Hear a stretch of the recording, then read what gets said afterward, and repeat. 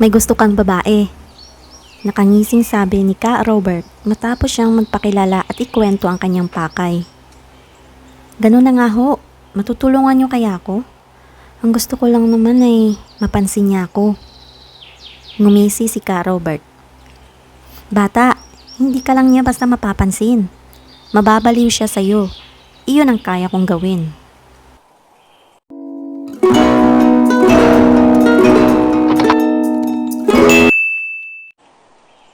Nalaman ni Myung ang tungkol kay Ka Robert dahil sa kapitbahay niyang si Jack. Si Ka Robert ang puntahan mo. Magaling yun. Nananawas. Saka nangihilot. Ang sabi ni Jack. Ang balita sa lugar namin ay marunong din daw siyang manggayuma.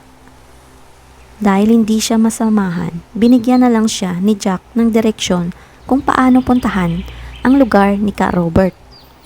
Gaya ng sabi ni Jack, ay bumaba siya sa kanto ng dakila at sumakay ng tricycle. Hindi naman siya nahirapan dahil kilala ng lahat ng taga roon ang manggagamot. Sa isang manggahan na nasa gitna ng palayan nakatira si Ka Robert. Mararating lang ang manggahan sa pamamagitan ng paglalakad sa pilapil. Nang makarating si Myung sa bakuran ay kinalabutan na siya. Malalaki ang mga puno na nakapaligid.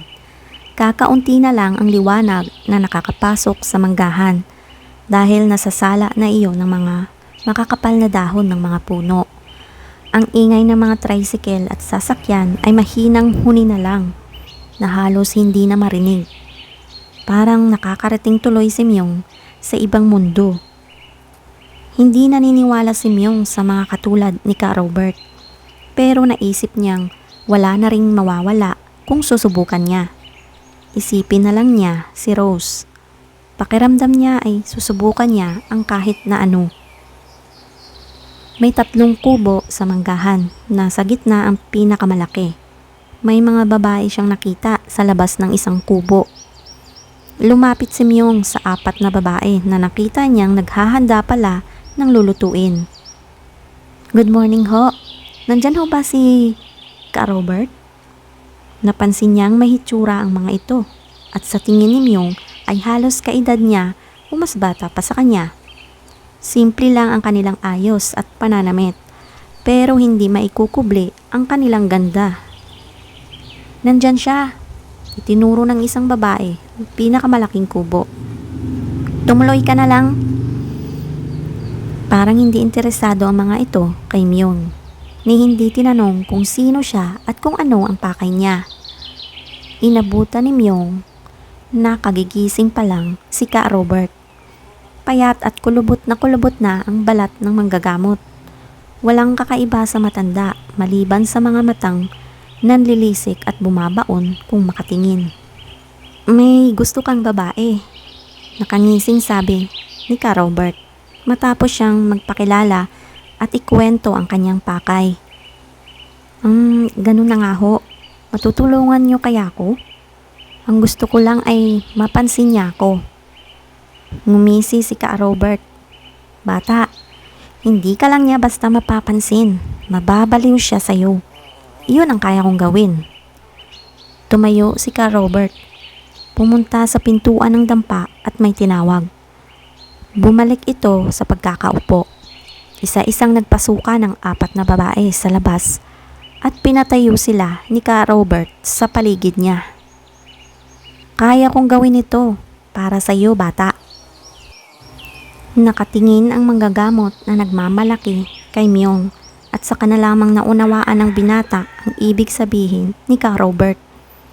Napatawa ito nang bumakat sa kanyang mukha ang pagkagulat. Kay Ka Robert nakatingin ang 4 na babae na para bang inaabangan ang bawat sasabihin at gagawin ng matanda. Sige na, lumabas na kayo at magluto.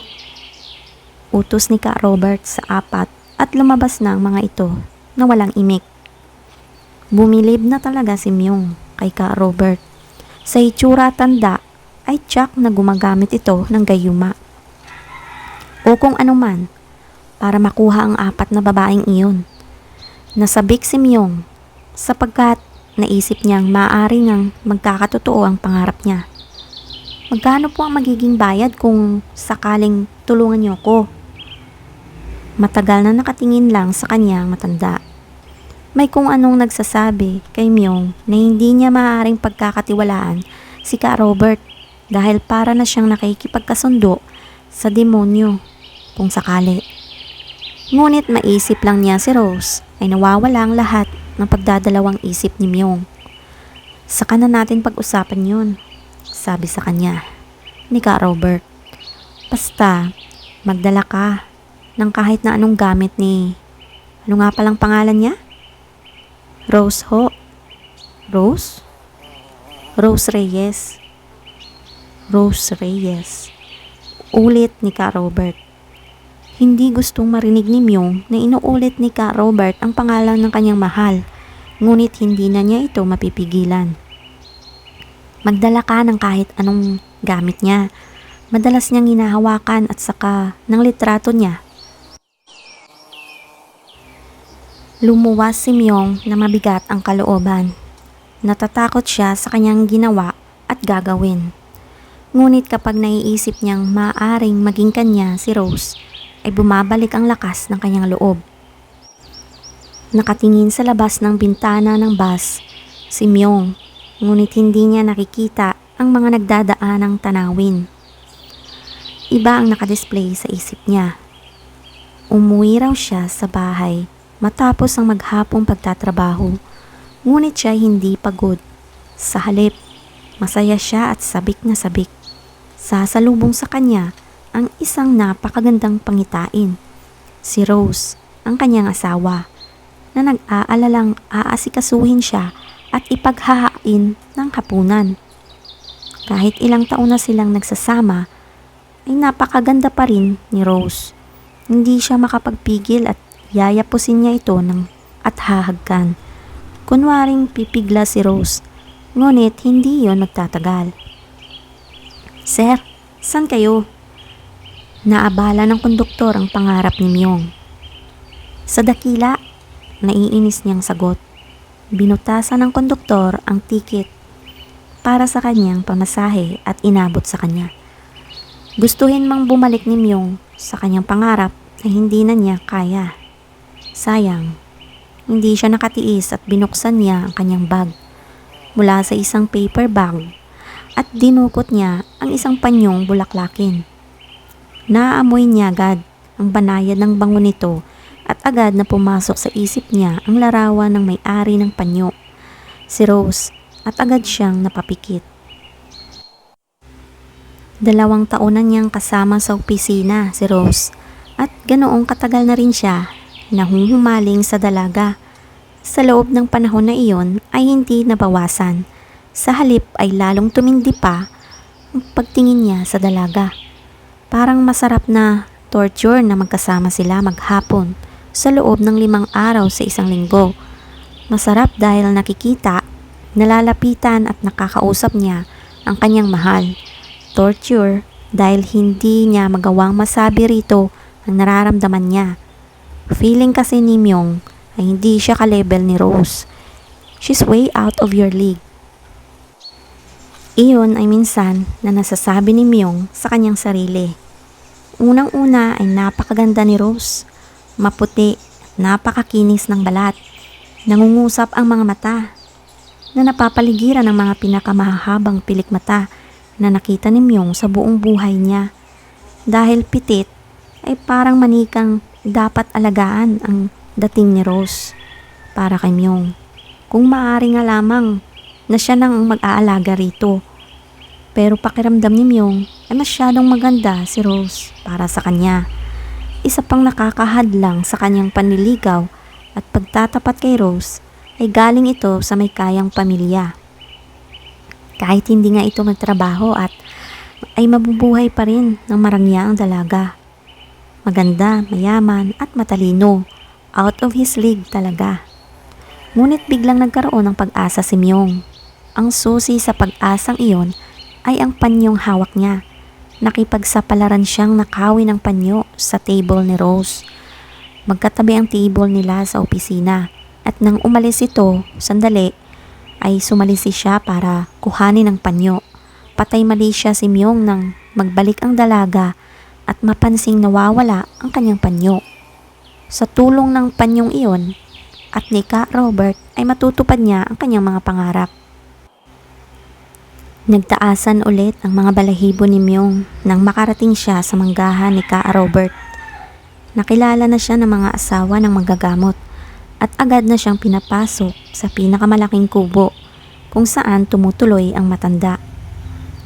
Dala mo ba ang kailangan? Bungad na tanong kaagad ni Ka Robert kay Myung.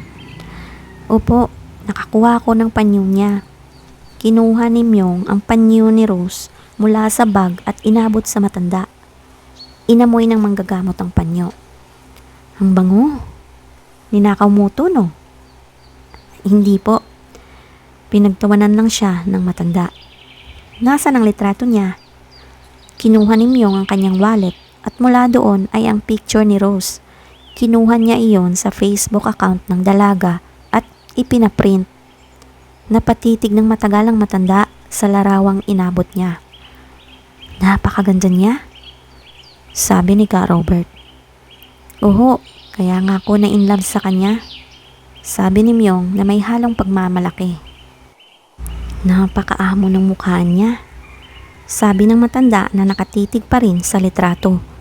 Sa kabila ng tinipid na liwanag sa loob ng dampa ay nakikita ni Myung ang matinding paghanga sa mukha ni Ka Robert at sa kanya nakita ang halong pagnanasa sa titig nito. Nagdalawang isip si Myung kung itutuloy pa ba niya ang lahat. Ngunit naisip niyang huli na para umatras. Sige, iwan mo na sa akin ito, bata. Hindi niyo pa ba gagawin ngayon? May nakatagdang oras lang para doon. Pero, di ba dapat nandito ako? Tinitigan siya ni Ka Robert. Sino may sabi? Wala po. Naisip ko lang. Ako ang nakakaalam, bata. Kung gusto mong matupad ang pangarap mo, susunod ka sa akin. Hindi niya gusto ang pagtawag sa kanya ng bata ni Ka Robert dahil para siyang iniinsulto ng matanda. Ngunit wala siyang magawa. Napilitang umalis si Myung at bumalik ng Maynila. Sabado ng araw na iyon at ang sabi ni Ka Robert pagpasok niya sa Lunes ay tiyak na makakakita at makakaramdam siya ng pagbabago kay Rose. Sabik na sabik si Myung, ngunit may bahagi niya ang nababahala sa kung paano tititigan ni Ka Robert ang larawan ni Rose nang iwan niya ito. Iyon na yata ang pinaka-inabangang Lunes ni Myung sa buong buhay niya.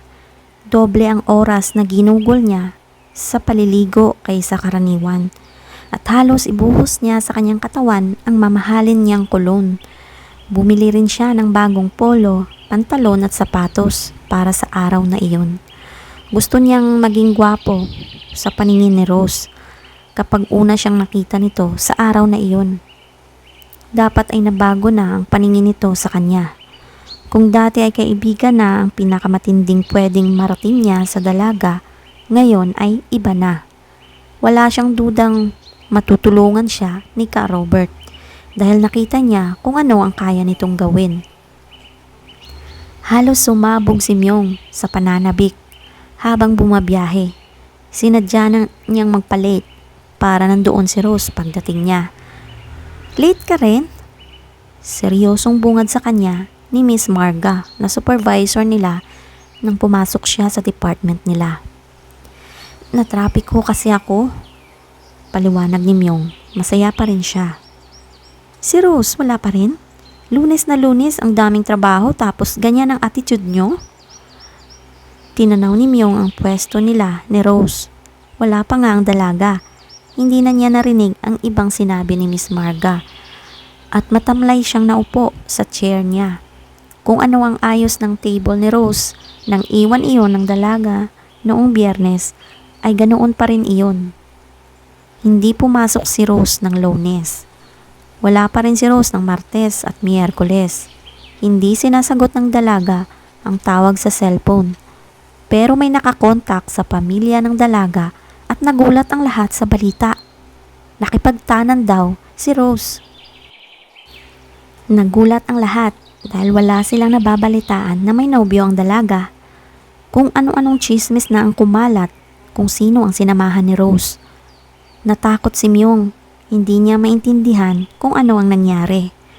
May kinalaman ba doon si Ka Robert? Pero bakit hindi siya ang sinamahan ni Rose? Biyernes, hindi na nakatiis si Myung. Hindi na siya pumasok at pinuntahan niya si Ka Robert. Kailangan niyang malaman kung ano ang nangyari. Maari kayang sa iba na baling ang pagtingin ni Rose na dapat ay sa kanya? Pagdating ni Myung sa manggahan ni Ka Robert, ay mas tahimik pa iyon kaysa dati. Wala ang mga asawa ng matanda na dati ay abala sa labas at naghahanda. Nagtungo siya agad sa kubo ng manggagamot.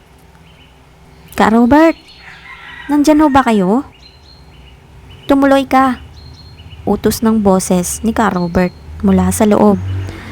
Pagpasok ni Myung sa loob ng kubo ay nakita niyang nakahiga si Ka Robert sa banig na nasa lapag. Ngunit hindi doon nagulat si Myung. Ang ulo ng matanda ay nakaunan sa kandungan ng isang babae. Si Rose.